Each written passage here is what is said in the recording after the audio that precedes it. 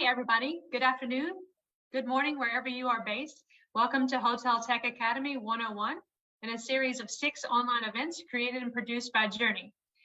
I'm Stephanie Smith, founder and digital matriarch of Cogwheel Marketing, and I'll be moderating today's panel. So today's discussion is around direct booking and website tools. Isn't it time we were more direct? Now, let's meet our fellow panelists. Emily, we'll start with you. Perfect. Thanks, Stephanie. My name is Emily Millman. I'm the Director of E-commerce at Cendyn. My primary focus currently is I oversee a team of project managers who are developing websites for hotels, but I also have a lot of experience within the marketing and strategy side, specifically focusing on direct bookings. Welcome, Emily. Hicham? Hi. Hey, everybody. This is Hicham, founder of UserGuest.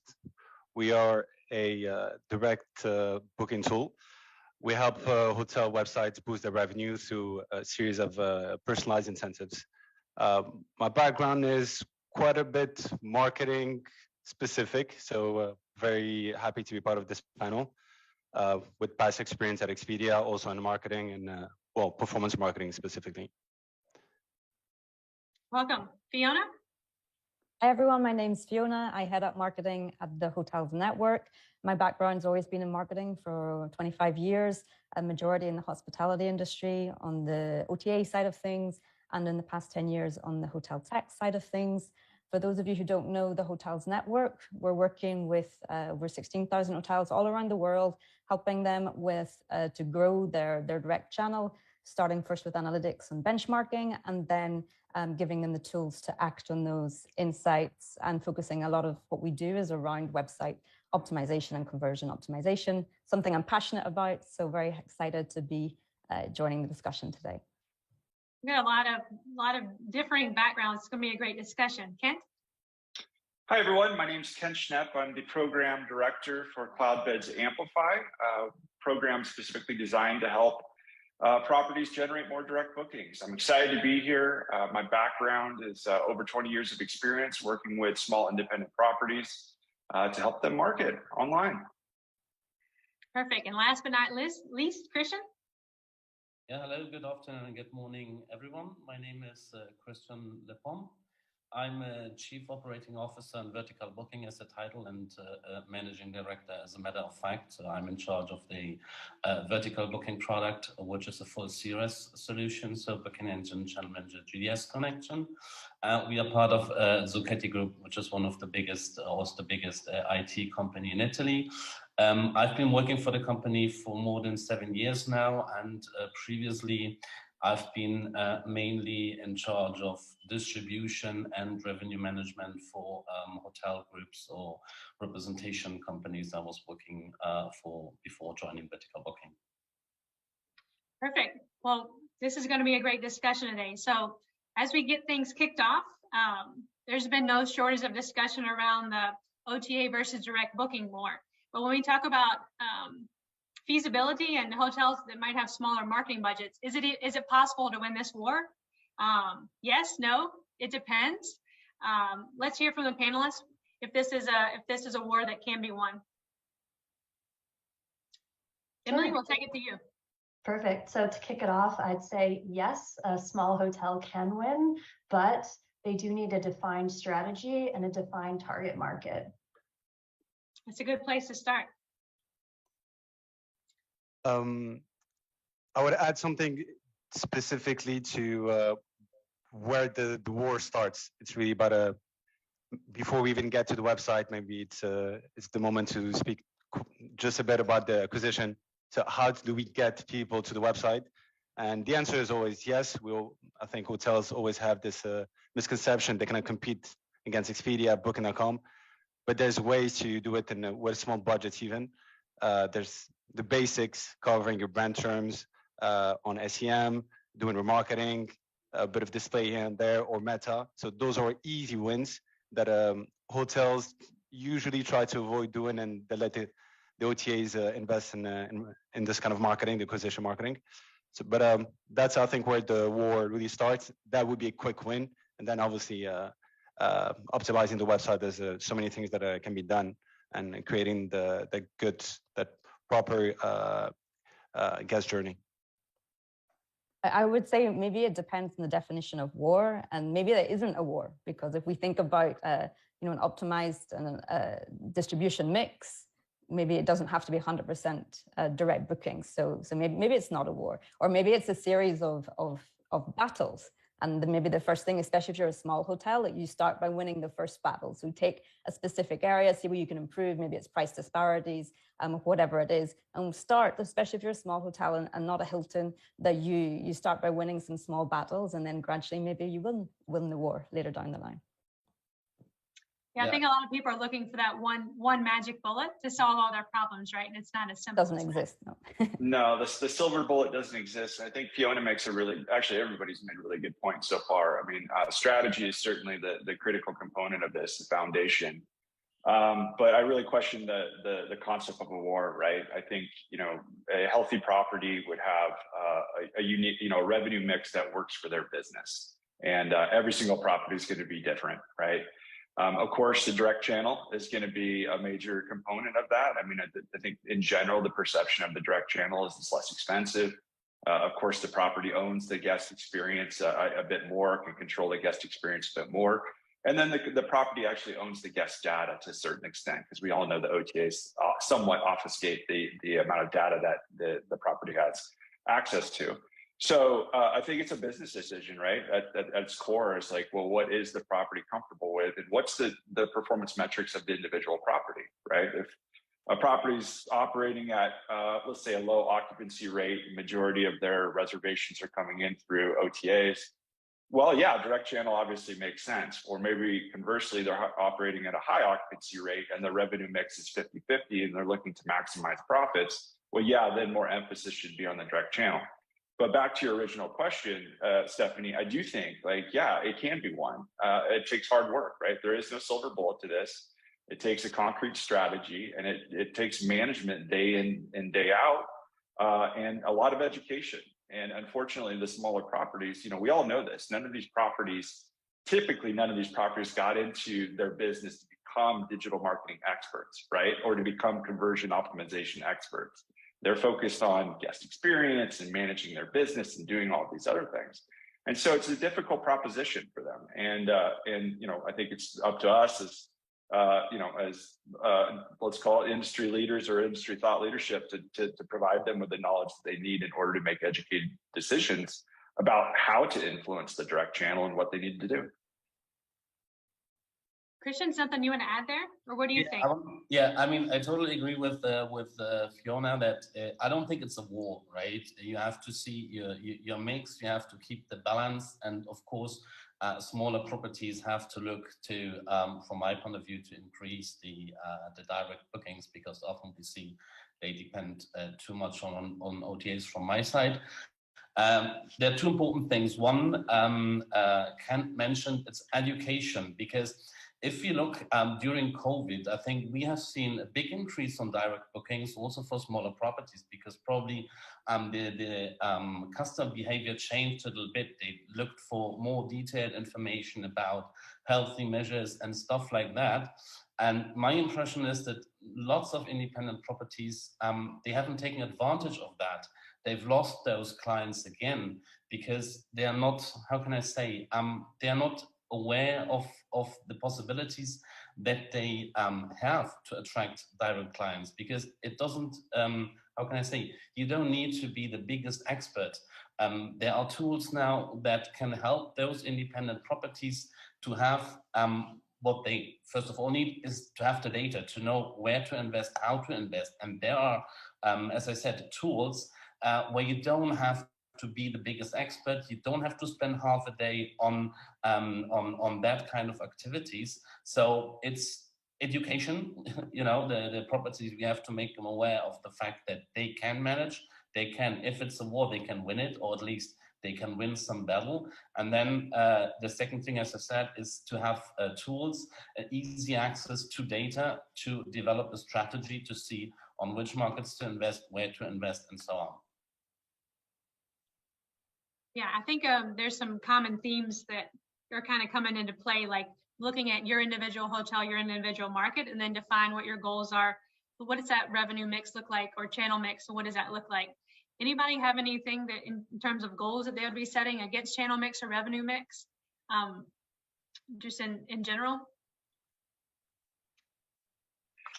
Well, I think at the highest level, right, it's the business decisions. I would assume that most of these properties, and not all of them operate this way, but most want to increase occupancy, increase RevPAR, increase revenue in general, right? And so, taking a hard look at baselining their current metrics is probably the best place to start, right?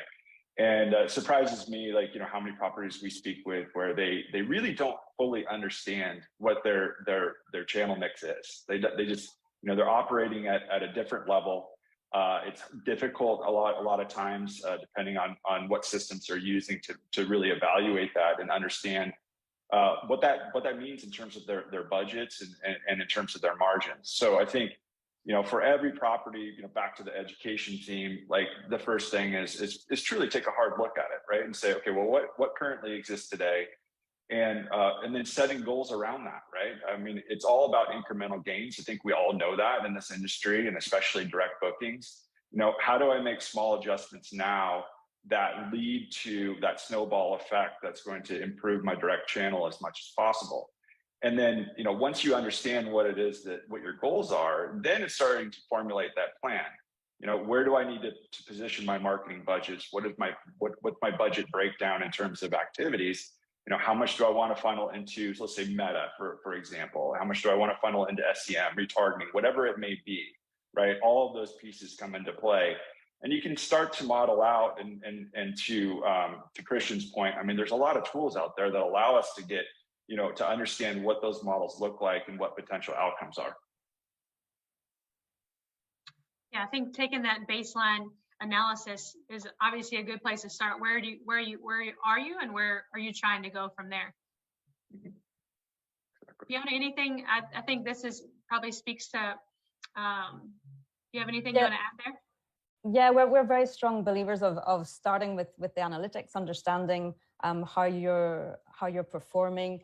I mean, when it comes to the direct channel, I would say obviously Google Analytics. It's free for hoteliers to use. There's incredible information that they can get from that, and to really drill down and understand every stage of the conversion funnel on their website.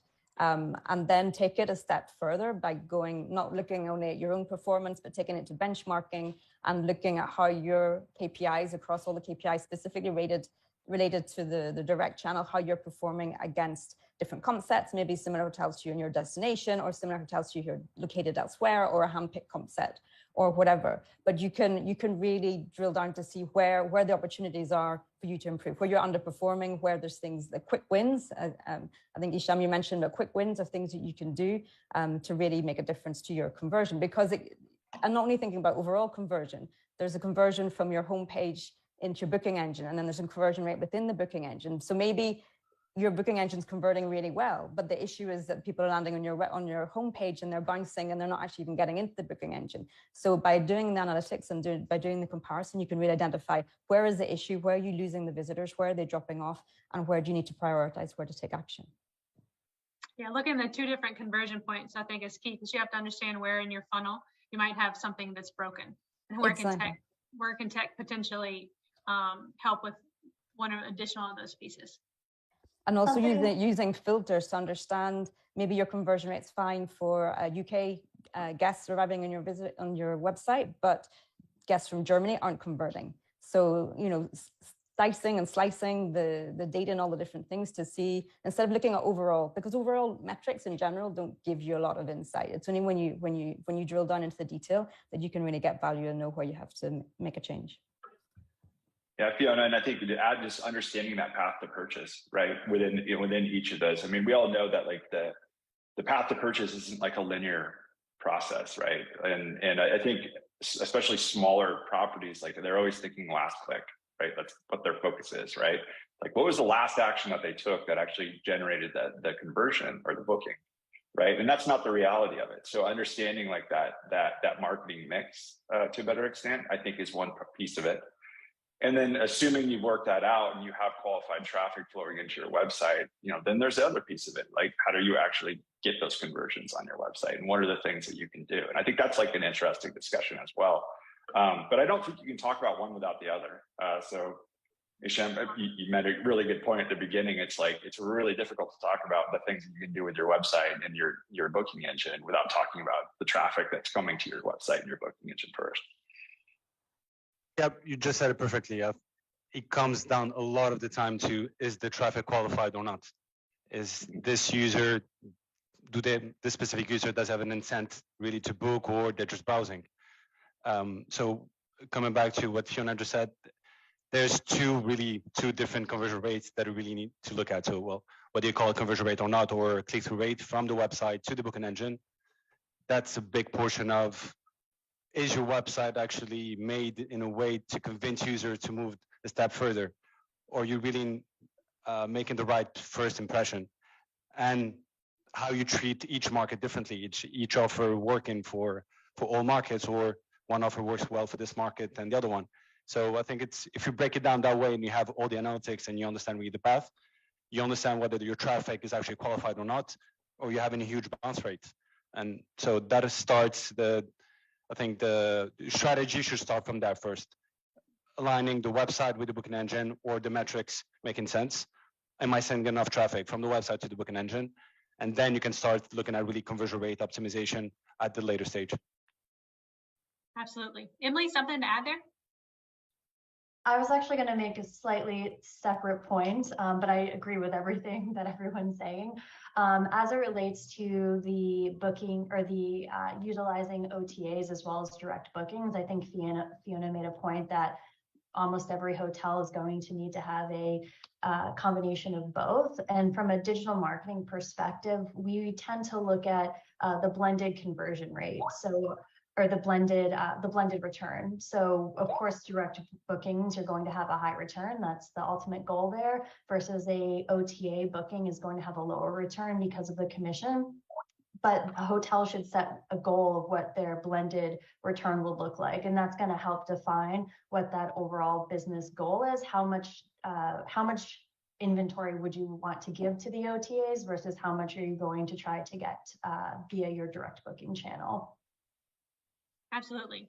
So we've had a lot of conversations around looking at that entire customer journey and how that it's not quite as cut and dry as we might sometimes simplify it or try to make it, with all the different touch points that people might have throughout that journey. But the next question, what is the buyer psychology at the time of arrival on your website? We talked about, I think Hicham talked about first impressions, but what experience should they get? What does that impression look like, that first impression? And then how do you increase your direct booking conversion rate once they're there? And looking at those different conversion rates, what can we do? What are those small wins that we can look at to try to increase that incrementally over time?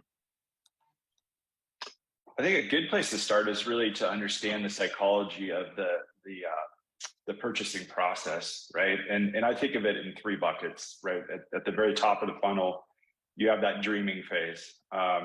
And I think that happens regardless of the type of traveler, right? Business or leisure or whatever it is. But you're in that process where you're starting to think about, okay, well, I want to go on vacation. I'm thinking, I'm imagining myself in this location. And that impacts the website, right? So we'll get to that in just a minute. But the second phase is that consideration and research phase, where they're starting to think about, where would I want to stay, right? What would be the things to do, all of those components. And then the third phase is obviously the transactional phase. And that's where they get into the nitty gritty of looking at maybe reviews, maybe they're looking at the actual rates, they're looking at availability.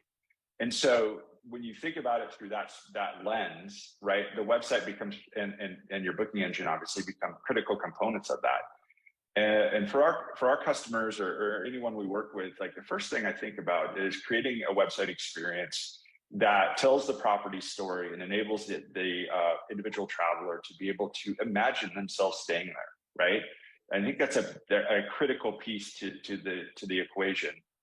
And we can take technical aspects in there, like all the website stuff that we all live in and all the things that need to be there. But if you miss the mark on really understanding who your ideal guest is, and what they want to see and how we can imagine them and create an emotional response with a website, I think you're missing the mark, and it becomes a bit more difficult. So I'll leave it at that, but I think there's a creative element to this that is often overlooked, and it's not just about pretty pictures. It's about getting that emotional connection and helping the customer or the guest imagine themselves staying at the property.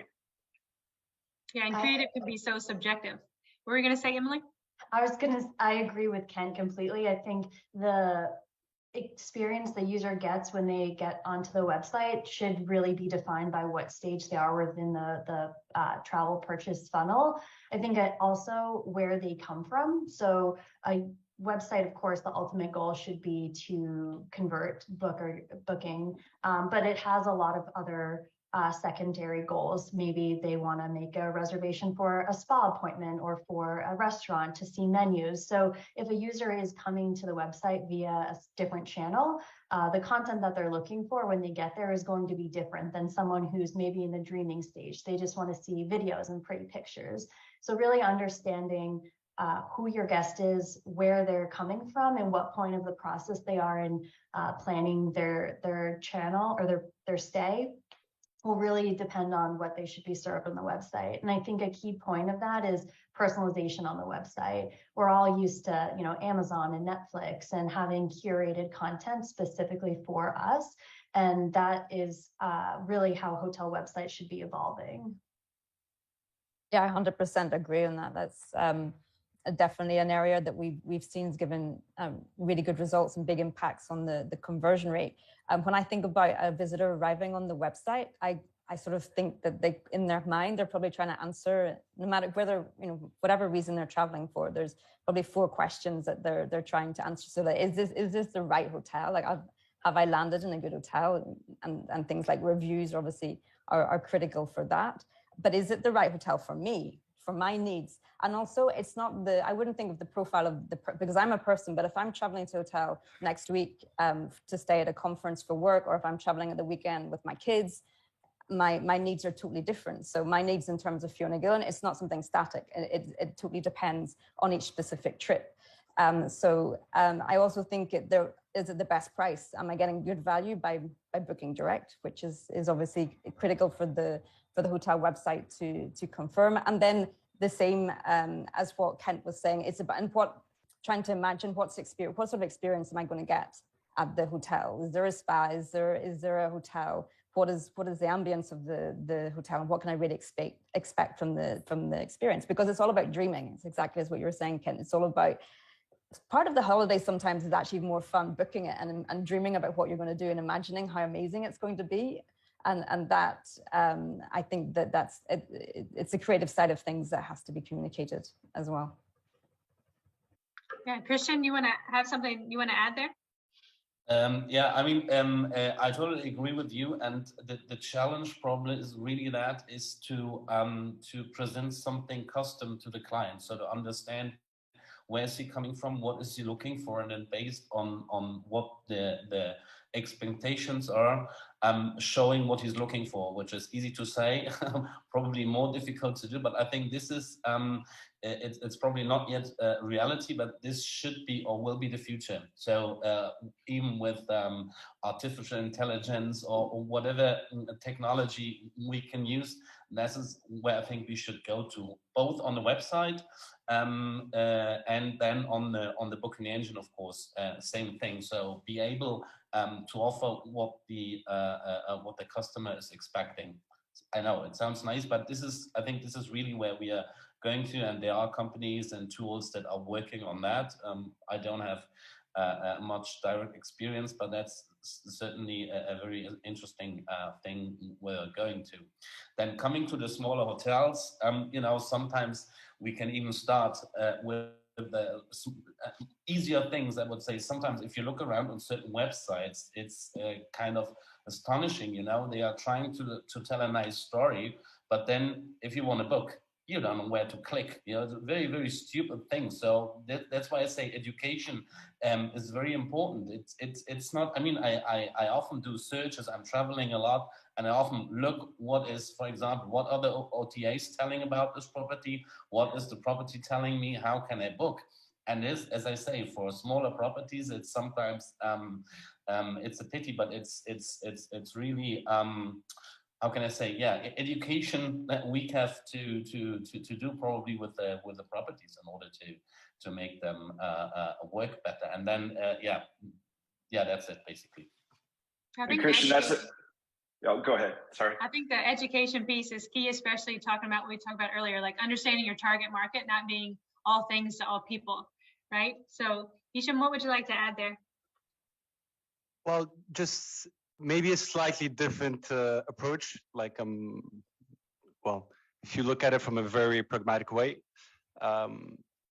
when we think about the booking journey, the classic booking journey, the user would most likely go to Booking, go to Expedia, go for the destination first. So I'm going to London. This is the area that I want to stay in, or it could be a remote destination. It could be Bali, it could be Bangkok, it could be anything. And then after shortlisting a few properties, then you start looking. You find yourself on the website.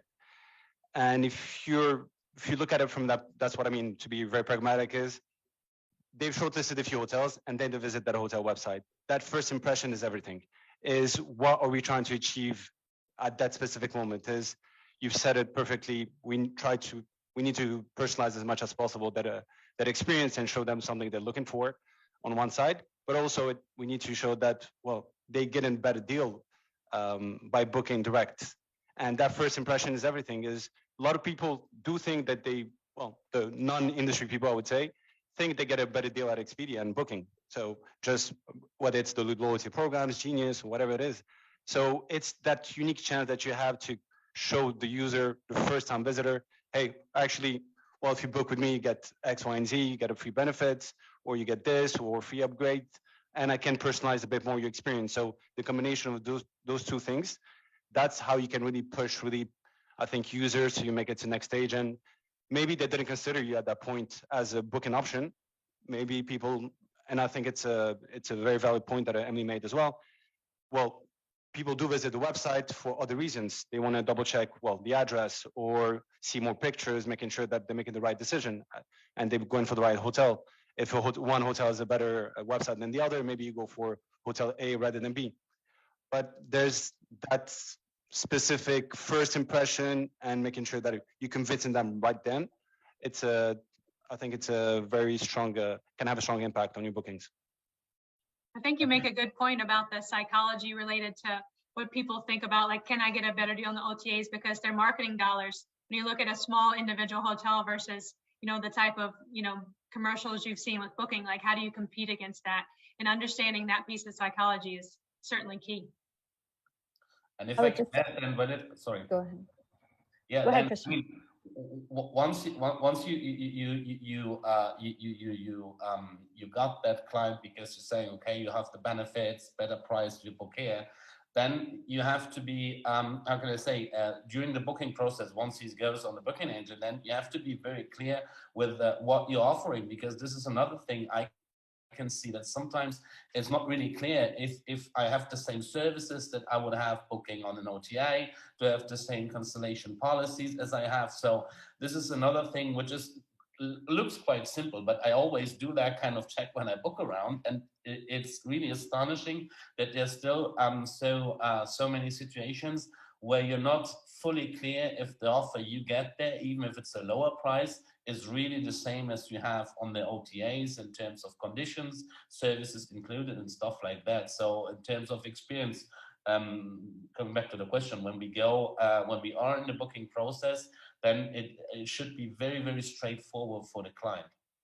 I see a lot of nodding of heads about communicating those policies. Everyone seems to have felt that pain, probably personally as well. Fiona, what were you going to say? I was just going to say, in terms of personalization, when they arrive, there's some really simple things you can do. Probably two of the easiest ones is based on you've got all different sources of different types of traffic arriving on your website. So based on where that traffic's coming from, you can show them a welcoming message, something that's relevant to them. So if it's somebody landing from Instagram, have a message that's saying, we love our Instagram followers, something exclusive for you, a glass of wine whenever you arrive, or whatever it is you want to offer them, but something that makes them feel special. So anything to do with if it's whether it's the first time they visit your website or if they're a returning visitor to your website, oh, fantastic to see you back. And if they're back the second time, you can maybe assume that there's more chance now they're ready to book, and maybe give an extra 5% discount or something extra to help them nudge them towards that confirmation. So, but in addition, I think what's really important, and it sort of goes back to the point I was saying about I'm Fiona, but I could have different needs depending on the type of trip I'm booking, is what they're searching for. So if they're searching on the website and they say a double room with 2 kids, you can assume it's a family. So why not tell them about your family? You've got kids clubs, or you offer kids have breakfast for free, or you have babysitting services, or whatever it is. But if somebody's searching for a single room, then you're obviously the last thing you want to do is show them that you've got kids running around your hotel. So based on, the searches are critical. And is it a last minute search? Are they looking for Saturday night? We'll show them a last minute offer. Or are they looking at Christmas dates? We'll then show them these wonderful Christmas packages you have.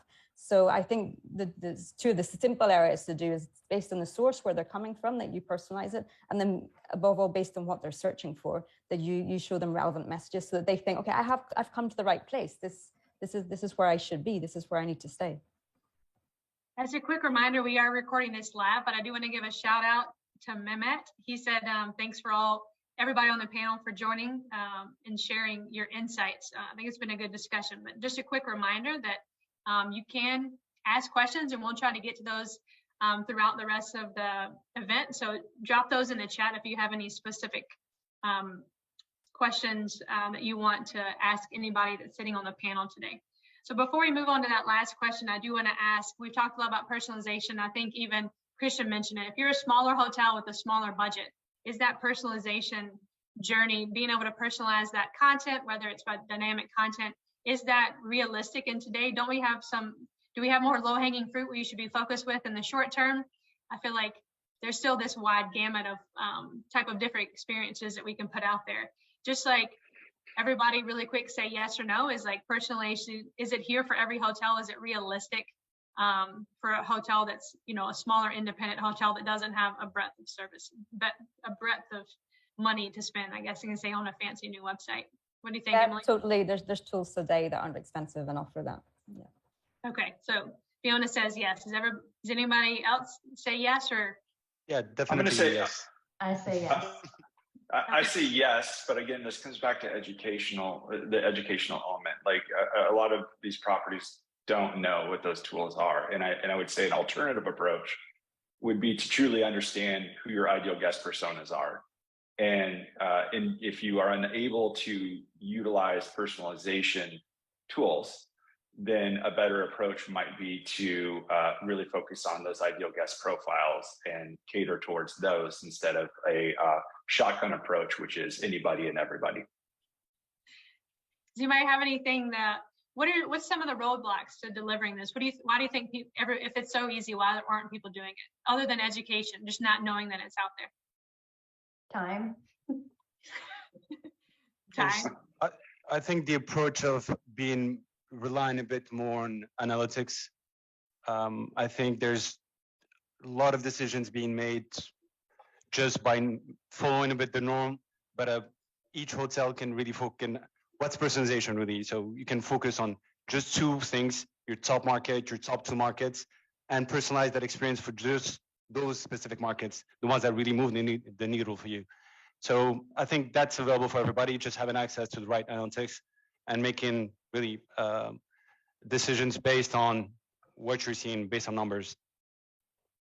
To add on to what I said, I think time is a big thing because there are so many tools out there. So it's understanding what's the right tool, what's the cost barrier to entry. Once you have the tool, you have to implement the tool. And then beyond that, it really comes down to the strategy. So understanding how can personalization affect or help your goals, what are your customer segments, and then actually implementing that strategy.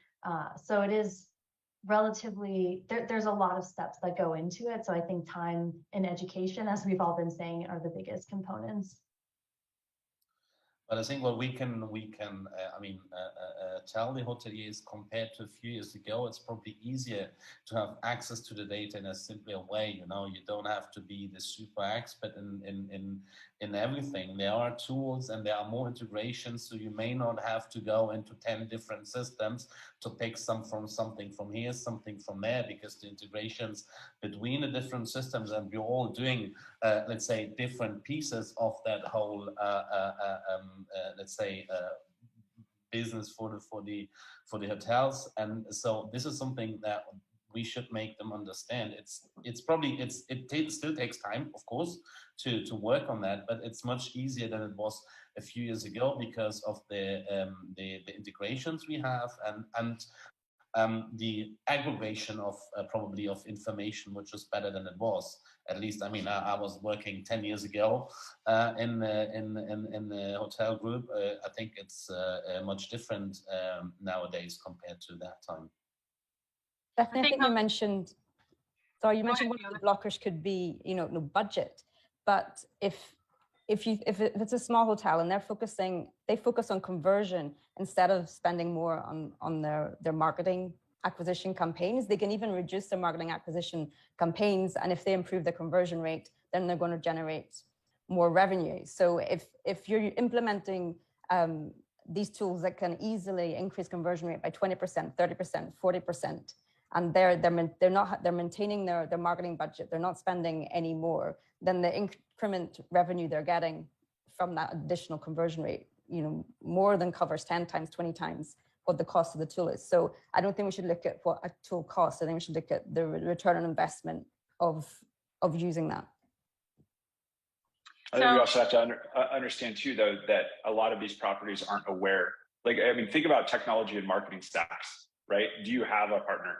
Like, do you have somebody out there that actually has access to these tools? Because individual owner operators, a lot of times on these smaller properties, they're not like, they don't have that access, right? And so that's another, I think, challenge when it comes to, education, is just making sure that they know like what is available out there, and maybe that they don't need to be putting so much effort into it, or they've tried to go down the path of doing it themselves. And the reality is that's the point of diminishing returns. It's not going to ultimately be a long-term solution that's effective for them. So I think having a technology and marketing partner / platform / provider that is knowledgeable in these things and has access to set this stuff up in a simple way is probably critical to the success of these properties. So I said I might ask this question, and somebody's going to roll their eyes. When we talk about educating the client, there was a recent article that said that the conversion rate, and I think this was when you think about the conversion of going from website to booking engine, was only 2.2%. And obviously every market's going to be different. Every hotel is going to have their own number to benchmark from. But why do you think that rate, that figure of 2.2% is so low still? I think that 2.2, it's from those who land on your website to actually make a booking. Because combining the two. Yeah, combining the total conversion rate. But we're seeing that regularly. It depends on some of the markets that are more advanced, so have higher, can easily go to 3 and 4%. But because this is why I'm saying there's so much potential. There's 98, 97, 98% of the people who arrive on your website, and you've done all your marketing efforts to get them there, and 97% just leave. So this is, we're talking, especially for smaller properties who don't have the budget, by just focusing on the conversion rate, analyzing every single step of that, and seeing what the little improvements you can do to win each battle, then there's huge potential for increased revenue that would make a real difference to their profitability. And just moving it from 2 to 3 is a very, very big number, even though 1%, moving the needle 1% more revenue. A small number. It's a pretty big number when you think about it, what it can mean to your potential revenue impact. Totally. Anybody else have thoughts on the 2% number, or should we just throw it out the window? Well, there's another. Go ahead. Yeah, sorry, Ken. Thanks. There's another figure that we also discuss quite a bit, is that bounce rates. So how many people actually just leave the website and never make it to the next stage? There's different numbers floating around, but they usually go from 80, 85%. So basically 4 out of 5 people never make it to the next stage. So that's a huge number. So that impacts as much your, well, just increasing that number from 20, so basically 20% make it to the next stage, increasing that number to 30%. That makes a huge difference as well. So that's just a step. Well, if you look at it as a conversion step, just before making to the booking engine. A lot of times hoteliers focus a bit too much on, I need to acquire more, I need to get more demand, I need to get more visitors to the website. But the quick win would be just focus on the conversion rates, or your click-through rate from the website to the booking engines. Yeah. Emily, anything you want to add as it relates to, some of those other data points? Yeah, I think something else to take into consideration is that a hotel website should never be, done per se. We always want to take a look at what's going on with the website and where we could potentially increase or where we could optimize. Just like Fiona said, small changes to the site could have positive increase in that overall conversion rate, which is going to positively affect your bottom line. So I know we've been talking about some technologies as it relates to personalization, but also testing on your hotel website, A/B testing, multivariant testing is huge. And even something like changing your button color or changing book now to check availability, something like that tested across, a period of time can make huge differences.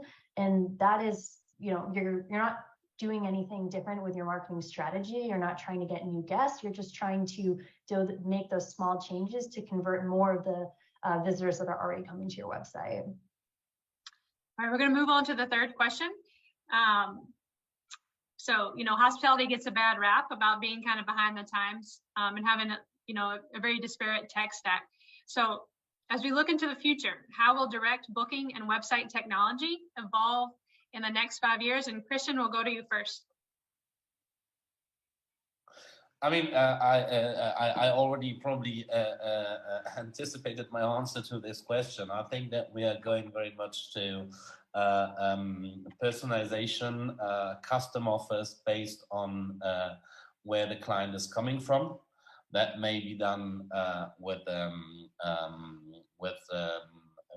artificial intelligence at a certain point through a good CRM, but I think that's the point.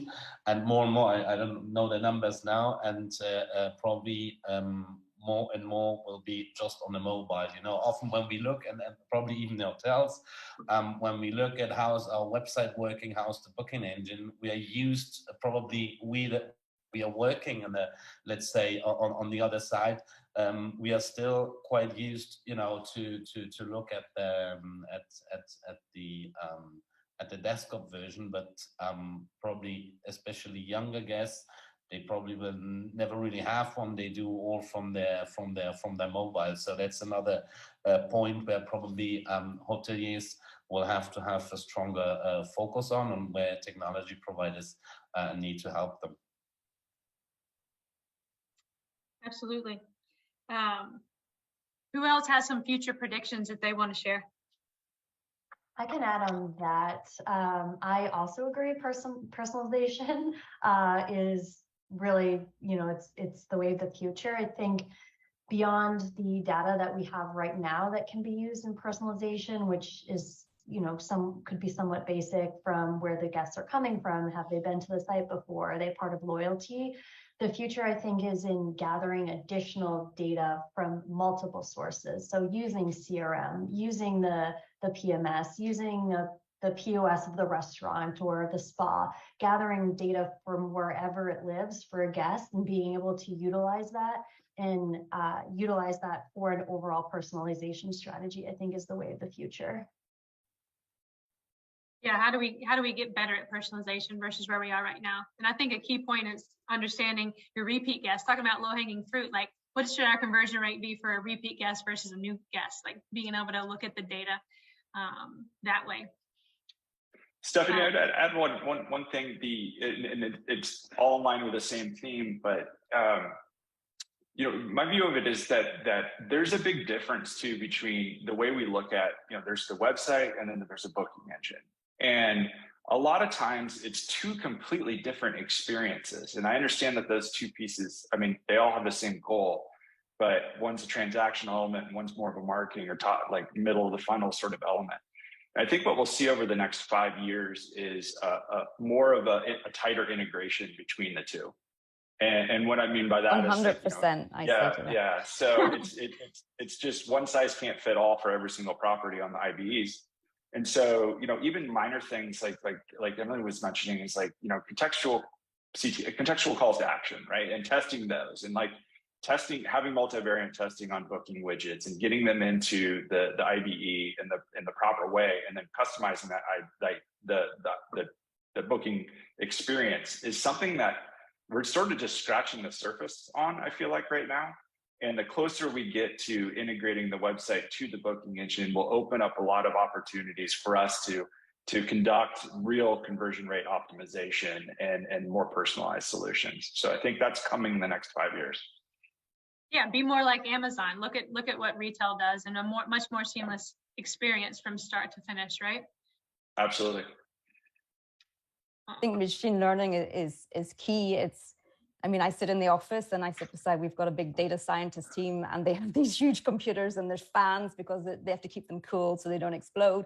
And they're constantly building their algorithms. But it sort of seems slightly futuristic, but it isn't. We've lots of hotels we work with already using it. And so the algorithms are these black boxes that take into consideration so many data points that the human brain can't compute and can't. This is why it's machine learning.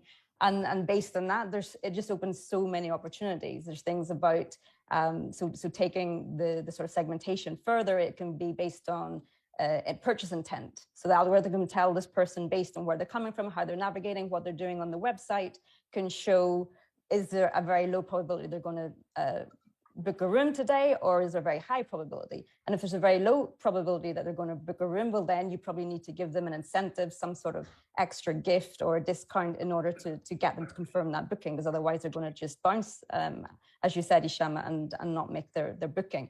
On the opposite side, if there's a very high probability, if the algorithm detects that there's a very high probability that they're going to convert, the last thing you want to do is show them a discount that's going to, eat into your ADR, etc. And it's the opposite. These people are going to book, so you want to show them your suites and you want to upsell them whatever you can to get extra money from that total booking value. So, these are things that are already being used today, but there's so much more potential. I think we're only on the tip of the iceberg of what can be done in terms of machine learning and algorithm. And talking about the tip of the iceberg, I did an interview last week around the metaverse.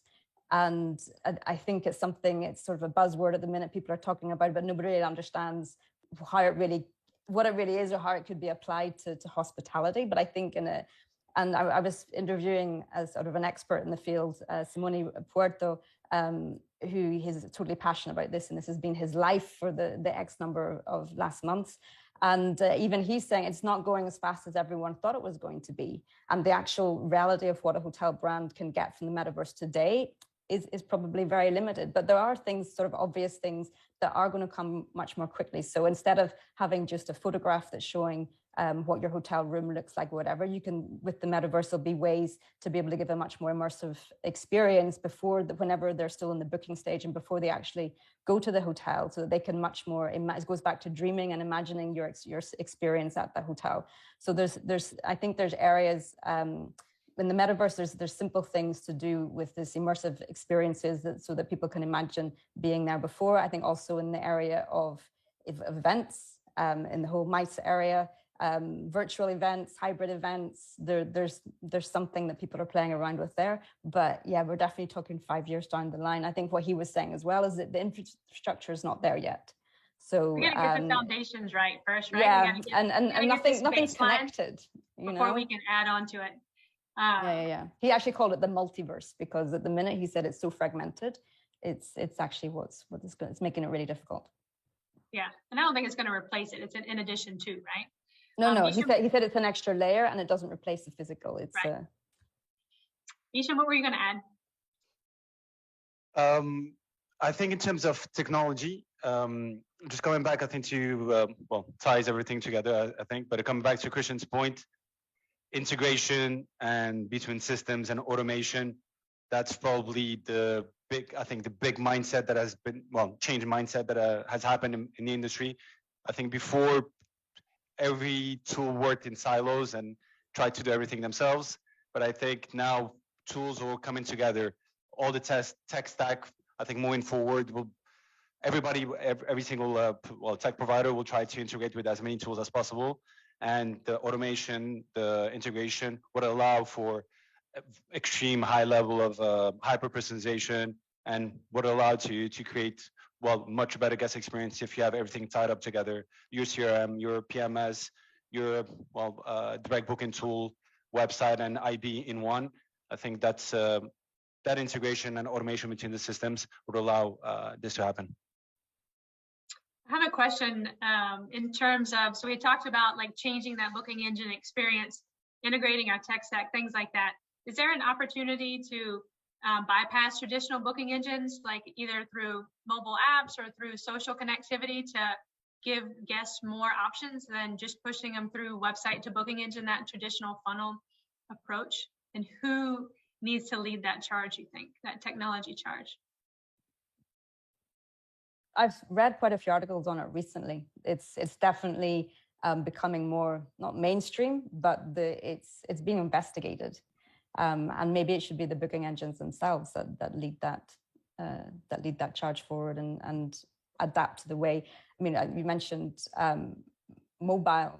We're seeing in most hotels over 50% of the traffic is now coming from mobile. So they've actually got more mobile visitors than that. So we have to adapt to the way the new generation are behaving and the way they're searching for the hotels and the way they're booking their properties. And I would definitely suggest investing some time in investigating that area more. Well, I think a lot of people have tried. Yeah, sorry. Go for it, Kent. No, after you. I think quite a few have tried. If you look at it, just to give an example, so book on Google, book on TripAdvisor, those both have failed. So they tried, it's much better user experience. They can do things 100 times better than booking engines. And they can do it on mobile, on desktop, you name it. But at the end of the day, who owns then the guest support? And nobody wants to own that part. So you're not going to pick up the phone and call Instagram. My room is fully booked. What do I do? They cancel my booking. What do I do? So that I think there's a big problem in terms of the approach. Either from a commercial, when Google does it, TripAdvisor, they want to become an OTA. So they want to own that customer journey and they want to charge the hotel the commission. And that's what then they can justify the support. So I think that's the model. Nobody has, I think, figured out the right model to facilitate this without having to deal with the customer support that comes with it. Hicham, that's a really good point. And I think, you can almost break this into two parts. Like, and one part of this is already happening, which is, I think that a lot of Google in particular is trying to insert a layer where we're bypassing the customer's website, right? I mean, we all know Google Hotel Ads and the model behind that and what they're doing with the Google business profiles for the hospitality industry. And it's another layer that sits on top of it. And really the guest experience is happening there, or at least that research phase is happening there, and then pushing them out to the IBE from there. And so that's already happening, right? And I think that's going to progress for the next, through the next 5 years. But when it gets down to that transactional piece, the mechanisms of the actual making the reservation may change.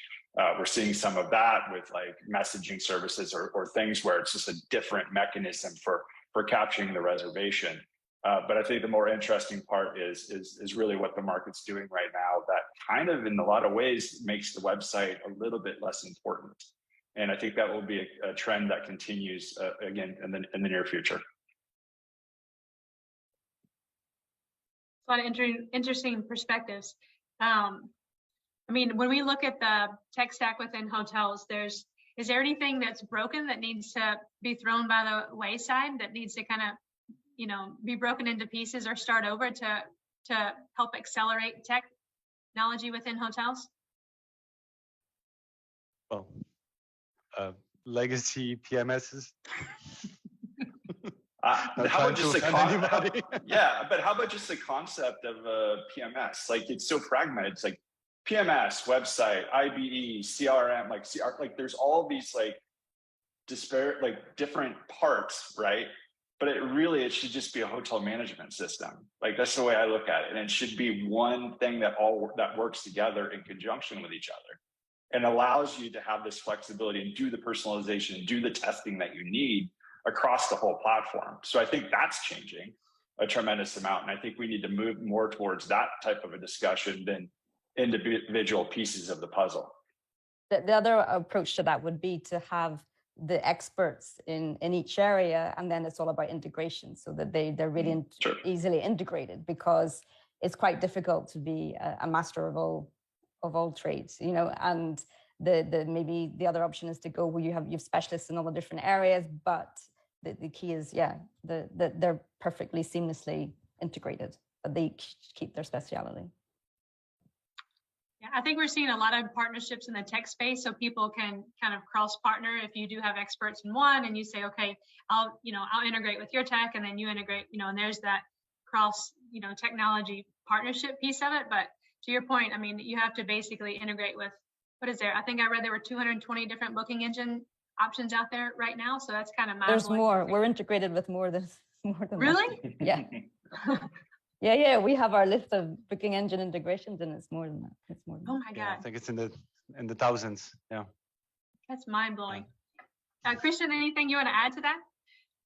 No, I totally agree. I think it's more about integrations. I mean, everyone is expert in its own field, and since things get, how can I say, more and more complicated, we need to have the expert in each single area. What we have to improve, or what we have been improving already, is really integration. And maybe years ago, everyone was a little bit proud of its own technology, and then we are in certain ways different systems. We are competing in some areas, some situations, and others we can work together. And this is something that I think has changed a little bit over the last years. As I said, years ago, it was, this is my piece, I don't want to share any information, I'm proud of my little piece. Now we are seeing more, or that's what I'm experiencing when I talk to partners, is we are seeing more the common interest in helping common customers or exploring a common interest, even if in some other situations we are competitors. So the integrations have increased due to, I would say, a different mindset compared to the past. I think that's a good call out. In terms of what did COVID either accelerate or change in terms of customer behavior? I mean, I feel like there a lot of things happened that wouldn't have happened, or vice versa, because of COVID. Anything else that you want to highlight, related to COVID and that acceleration of anything that you've seen on the tech side? I think probably they're more keen. Well, we're all vendors here, I guess, but I think it accelerated the interest in tech. Whereas before, you get a lot of answers. We're doing okay. We're fully booked. There's no need to change anything. There's a learning curve that goes with it.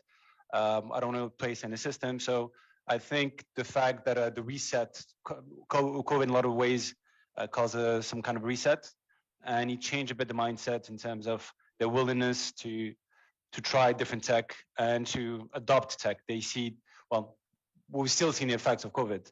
There's a shortage of labor, and automation will be a big topic moving forward. How you can integrate systems together and create as much automation as possible.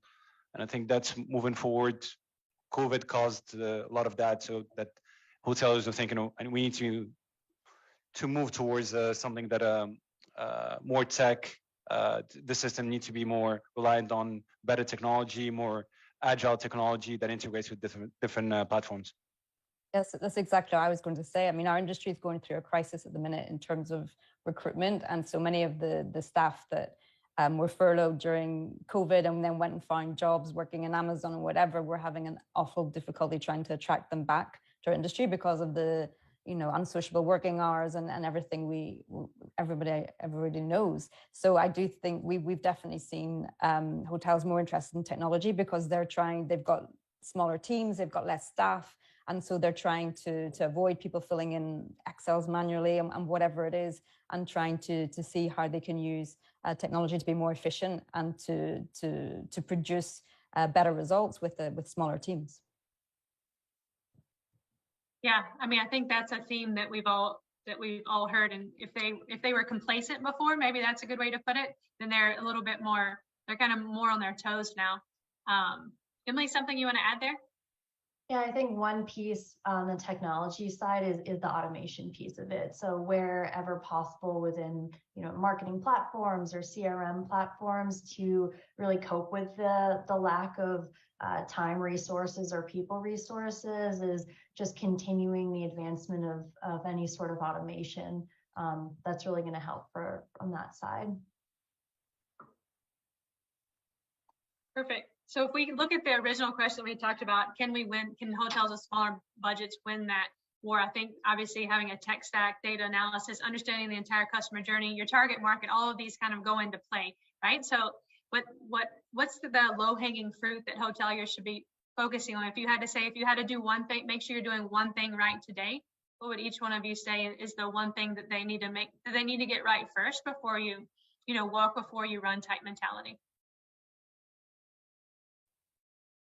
I think it's going back to something old, but it's still critical, is the price parity and making sure that if you've, a lot of people, it's a billboard effect. People use, especially if you're a small hotel, they need the bookings and Expedia to actually be on the radar of a potential place for a visitor to stay. But if then they go to check out your hotel website, then you have to make sure that they realize that, exactly as you said, the perception often is that they think they're going to get it cheaper elsewhere. So one of the very basic things and where you can have a quick win and make a big difference is to make sure that you have your price disparities under control, that you've got analytics, that you've got reporting, and that you have price comparison on your website that's clearly showing the advantages of booking direct and that they're not going to find it cheaper elsewhere. One thing. Anybody else have one thing, Emily? Understanding your audience, your guest, I think is critical. We've talked about you can't be all things to everyone. So starting out with who are you really trying to attract and to go after them. As a marketer, I like that one. Kent, anything? What about you? Having your foundational elements. I mean, that is it. And that's what we covered. And I know that's really easy to say at a high level, but having the basics and having your strategy in place, and every strategy should consist of a crawl, walk, run scenario. And so many of these small properties are not even at the crawl stage at this point. So foundational elements, website, IDE, making sure you're testing, making sure you have analytics, making sure you have all the pieces that your strategy entails. Like that is missing in a lot of these properties. And so, and it goes just in line with Emily's comment, understanding your ideal guest. So get your own house in order, right? And then yes, understand where you are, build the baseline, and then set goals to that's right. improve that. Absolutely. Christian, the one thing? Yeah, no, just, I mean, I would say awareness, I mean, we are talking about, or we started asking if smaller properties can win the war or not. I don't think it's a war, but they have to be aware that they have possibilities to do their direct business without saying, I want to replace my OTA bookings, which is impossible. But so, being aware that with the tools that they have now, with the integrations, automations, they can do it even if they don't have a person working full-time on these aspects of the direct bookings, which include different pieces. It makes a lot of sense. Hicham? Well, you guys have said it all already. But I would say, yeah, just understanding who books, focusing really, if you don't have time, just putting the effort on that one market that actually does drive bookings to you, understanding who books you direct. So not how you get the bookings in general, but specifically to your website, who actually makes it to your website. And that comes down to, and I would say, just read the basics. And then once you understand who books you direct, then you can start coming up with the right strategy. And if I can add something, maybe very, very stupid thing, and it's nothing to do with technology, but start the guys at the reception, which have the first contact when the client arrives, just asking them questions. Why have you chosen our hotel? Yeah, this is something that probably most properties do not do. At least when I go somewhere, no one really asks me, why have you chosen this hotel and not someone else? This would help, you know, and there you don't need technology. It's a little bit of the mindset. That's why I'm saying you just have to be aware that you can do it. And it can be simple things, simple steps. So now we have been talking about so many systems. I don't want to confuse hoteliers with a clear, let's say 4 or 5 steps on things they have to look at. They can go in the right direction. Then the more they see that there are results, the more they will be happy to learn more and invest more in that. That's what I think. I love that. Just understanding who your current guests, why do they choose you, and being able to compound upon that and use that within your, future funneling tactics. So great discussion, everybody. As we kind of wrap things up, why doesn't everybody, we'll go around the room and just say if there's any other kind of final takeaways that you want to make sure as we pull it all together, understanding the entire journey, understanding how our tech stack comes into play, and then trying to integrate all of this in the future to win the war against OTAs. So Emily, any final thoughts as we wrap things up? I guess just to kind of reiterate my point there, one of the biggest things, and we've all kind of mentioned it, is the analytics piece. Really being able to go back to that foundation and understand the data. That's how you're going to understand who your guest is, where they're coming from, how you can help them convert through the funnel. So that I think is one of the biggest fundamental pieces, is making sure that that is something that you have access to and that you understand, and that's really going to be able to drive everything moving forward. Analytics, yeah. Hicham, final thoughts? Well, to wrap up, I would say for hoteliers, it's good for them to understand that you do have one chance to make a good impression, and you can convince users that booking direct is the best option for them. So better deal, better price, better offer, free upgrade, whatever it is. And you'll have traffic on your website, you'll have visitors, you'll have that chance to convince them and try to make the best out of it. Fiona? I would go back to the sort of 97% of the visitors to your website leave without booking. So just think there is huge potential there. And I agree with Emily. I would start with analytics, understanding what's the situation in your funnel, where are you losing people, where are the opportunities, and then step by step, as you know, take little steps and try to fix all the areas where you're letting people escape, and reduce that 97 or 98% in some cases to reduce it down, and that'll have a huge impact on your profitability. Incrementality, right? Yeah. Ken? Just start. That's my only advice. Just start with something. And if you do have the analytics data, that is the best place to start. And don't have paralysis, because there are so many options out there. Look for the low-hanging fruit and just start, because that will get them on the path to learning more about what they should be doing and what their strategy should ultimately be.